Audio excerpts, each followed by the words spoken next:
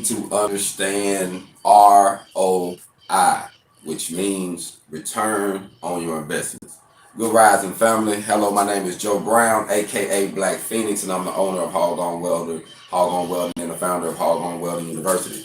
And today I wanted to talk to you about that just briefly. And I put a picture of my son up when I was teaching him welding like a week or so ago, a week and a half or so ago. And we was working on his welding abilities. And you know what? Give me a second. This deal will drive through here right when I get ready to make this video.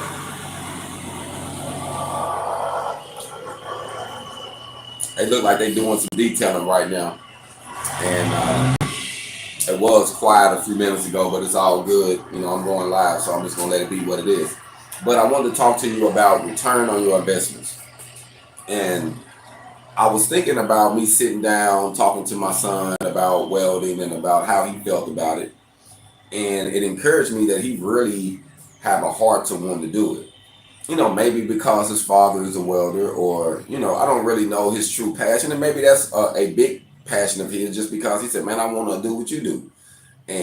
But once we sat down and we started working on it, I can tell he really had a desire to learn it. Like, he really wanted to get it.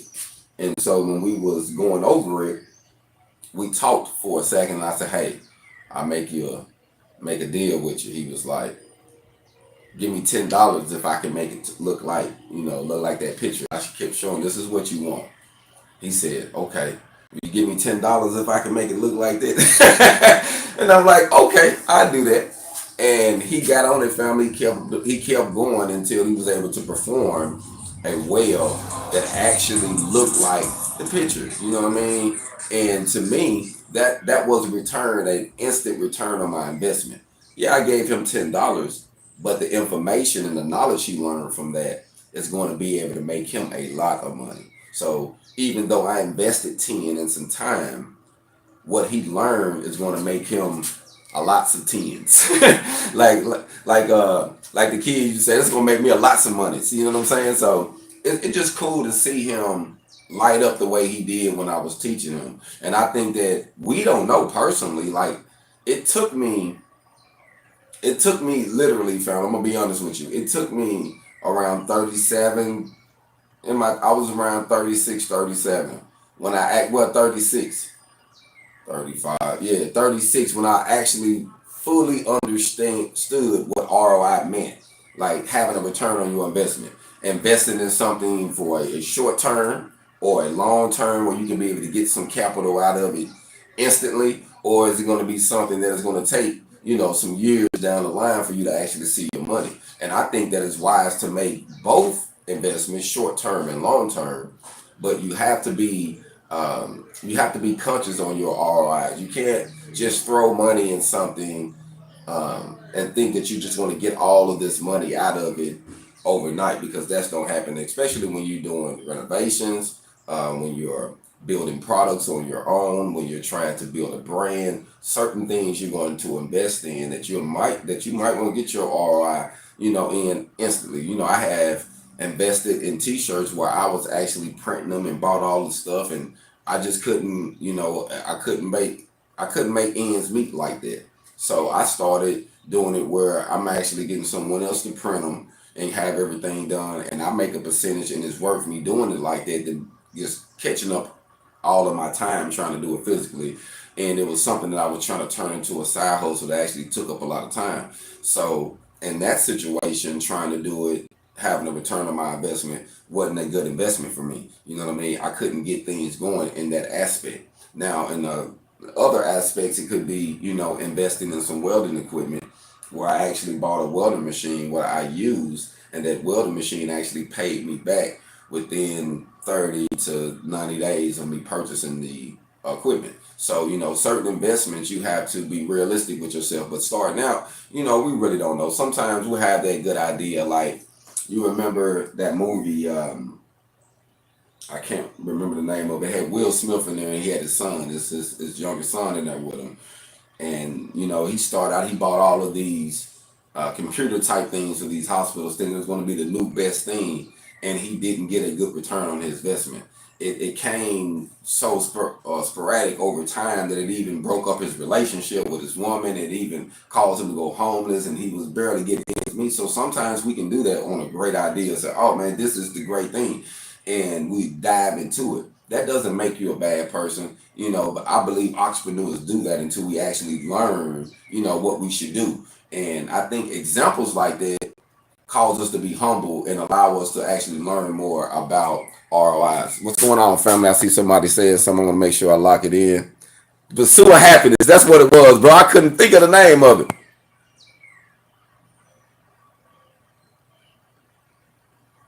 Yeah, I love to see him hungry, man. Hey, that was the name of the movie, Pursuit of Happiness. And it's crazy because sometimes we do that. We'll pursue some things and we'll be like, oh man, this is going to be it. If I put my money here, I'm going to make this certain investment. And it don't work like that all the time, family. You know what I mean? Like I have did it, so I have made investments in some areas where I thought, oh, this is going to win. Then I had made some investments where I literally got my money back. And if it wasn't for me changing the area, because see, sometimes that happens. Like I'm in Arkansas right now. I'm in my hometown of McGee, Arkansas.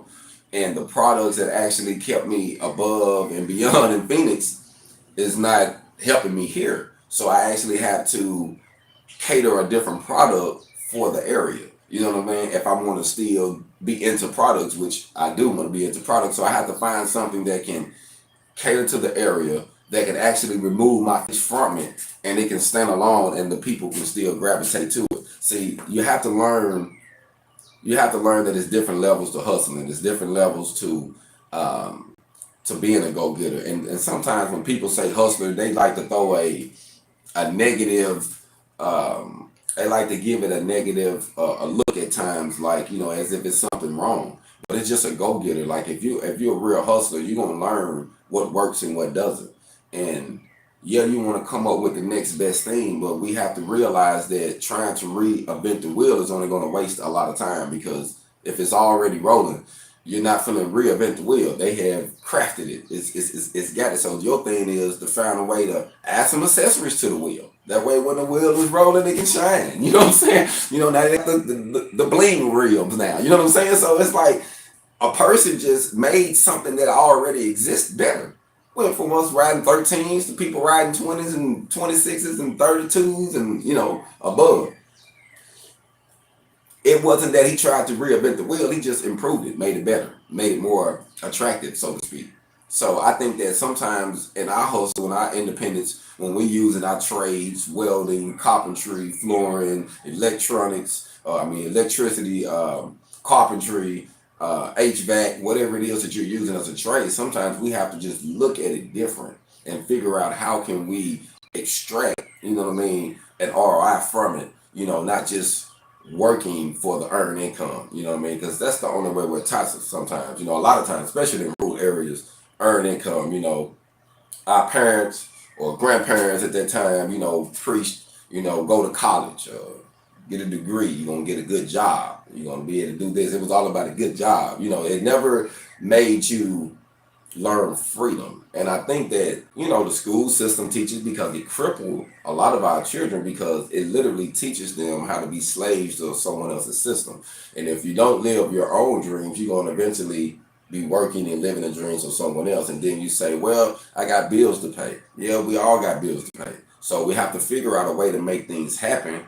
And if you're gonna have to sacrifice, it might be some clothing, it might be a look, it might be some food. You might have to, go solo and quiet for a year or 6 months before you can make it happen, whatever it takes. But sometimes it's just that sacrifice to actually make that side hustle be your main hustle, so that way you can remove yourself from actually earning income with your body. You know what I'm saying? See, we have to learn how to allow our money to make money. And I think that's one of the biggest things as in that culture, I believe, that we have to really, really, really pay attention to, because we're so used to allowing our talent. That's why I like to say products over talent, because talent is good.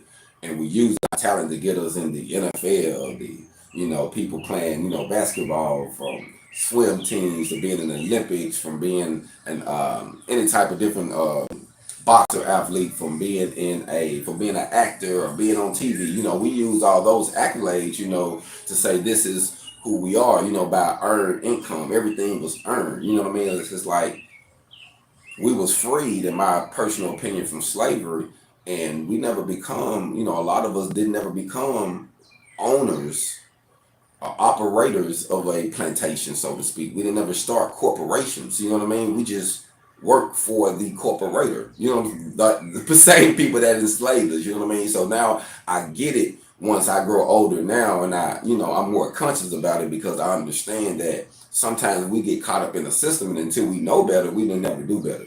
And then you get to an age where you get discouraged and feel like, well, this is the only way I know, and you don't want to take a chance. And I think if you're gonna do anything great in life, that's gonna be a great risk. There's gonna be some risk involved. There's gonna be some, you might not make it involved, because that's all a part of risk. And just like when Peter stepped out on that boat, it was a risk that he was gonna instantly sink, but he didn't. You see what I'm saying? So sometimes you have to make the impossible sacrifice to take the risk. And even though in your mind, it might even seem like, man, this seems impossible. You know what I'm saying? But you know it's something in you that said, going to do it. You got it in you. You know what I'm saying? So sometimes we have to listen to our inner self. You know, I really believe that, you know, the voice of God is inside of us. You know, I like to say all the time, I'm not religious, but I'm very spiritual. So I do believe in God. I do believe in treating people right. I do believe in the creator of all. And I just believe that when he created us, he put himself inside of everyone. And, you know, and you can call it your conscience, your third eye, or whatever you want to call it. You know what I mean? Your inner voice. But I just believe that, you know, we got them in us. You know what I'm saying? We just have to learn how to be quiet sometime and listen to that voice and actually understand why we feel the way we feel about certain things. And it doesn't mean that it's wrong that you got this certain passion in you to break out and want to do your own thing. And there's going to be people that won't see it, and they'll be like, man, why are you doing that when you can do this? You know, you can just go get a job, man, and make so-and-so. We said, but yeah, but I'll be oppressed. This ain't what I really want to be doing. I have some money, but I'm not going to be happy. And to me, I would rather die happy than die rich and miserable. I'm going to just keep it 100, family. I would rather die happy. You know what I'm saying? To be miserable. You know what I mean? And my goal is to learn how to become free by investing in products over talent, using my talent to make products, and then being able to understand what an ROI really means. So when I make a good investment, I know I'm living off my investment now. Like, I'm using my money, and that's what I'm living off of, my investment, because I understand that if I'm doing something and it's not making no return, I need to switch it up. Like when I was doing my music and I was, you know, dedicated to just producing my hip hop and trying to do a couple things, I slowed down and stopped once I couldn't figure out how to get my return. I put so much money into it that to me it was like, how am I going to get this out? When every time I was trying to do business, it was always some shiesty stuff going on in the music, from even getting features, from meeting up with producers and engineers. Like, it was some shiesty stuff. And luckily I found a good team. Shout out to MR3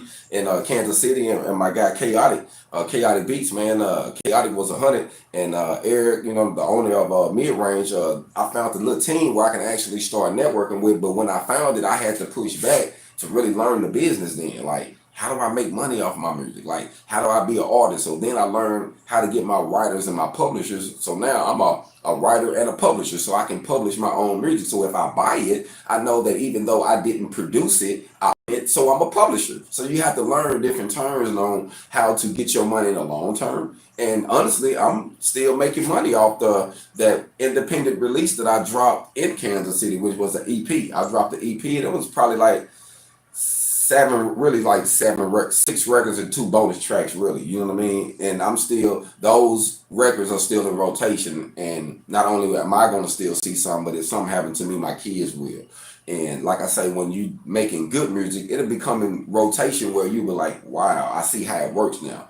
And it only take one record to blow. And once you're independent and you put your own money behind it, you start learning more things about how people would take advantage of you. How some people that we look at in the music industry, they got the look, but they ain't got the money. You know what I mean? They be in control. They're like pawns. You know, they're not the queen or the king on the board. You know what I mean? They just pawns. Like, they literally being pushed out to be able to make a move to sacrifice for someone else. So sometimes you have to learn all of that. And to me, that what pushed me back from my music, because I had to learn that, like, I had some shiesty deals, some stuff just went sideways, and people that put bitter tastes in my mouth I had to push off from before I just started just hating the music. Hate to do it like pure, like I just enjoyed doing it. And it got to the point where I didn't enjoy it. You know what I mean?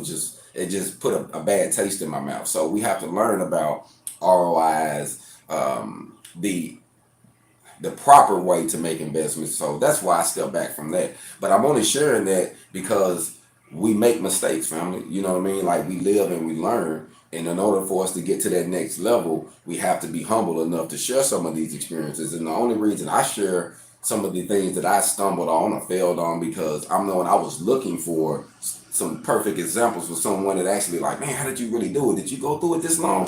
And I couldn't find someone that didn't just like they was here today and they was up here. But the middle school, like, well, how you got there? You couldn't find it. So that's why I blog the way I do, because I want to show the pattern. So if you see me on one level, you know that it wasn't by chance. You know, mistakes was made. I changed things up. I had to switch this up, but I never stopped knocking. And I think that's the part about being a real go-getter, a real hustler, that you're never going to stop until you make it. And I remember a guy saying this, and this always gave me peace when I thought about what I'm doing and why I'm doing it.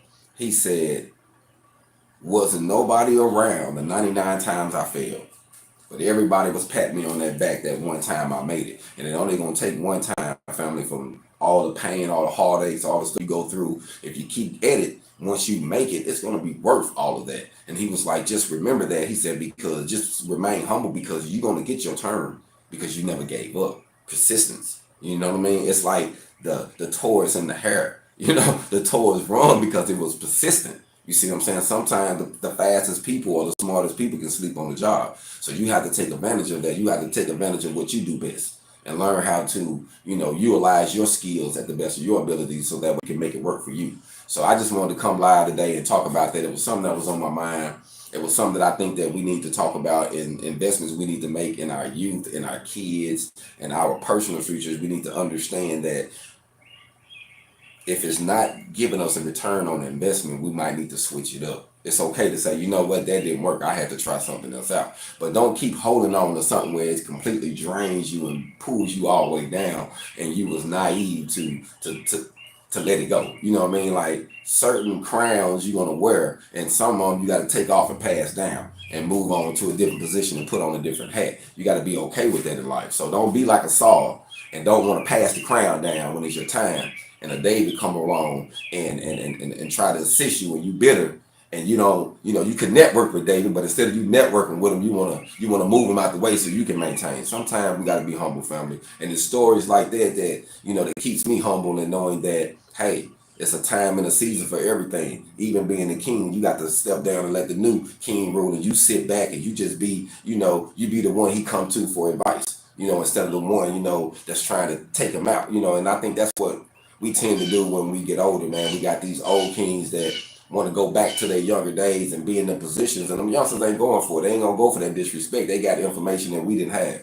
So if you just say, hey man, I'm gonna give you what I got, and you can use this with what you got, and I'm knowing it's gonna take you to a level, because one thing is for a fact: history repeats itself, family. There's nothing new under the sun. So if someone has already been on the sun 20, 30, 40 years before you, surely there's something they can give you. Y'all be blessed. Enjoy your day. Hold on.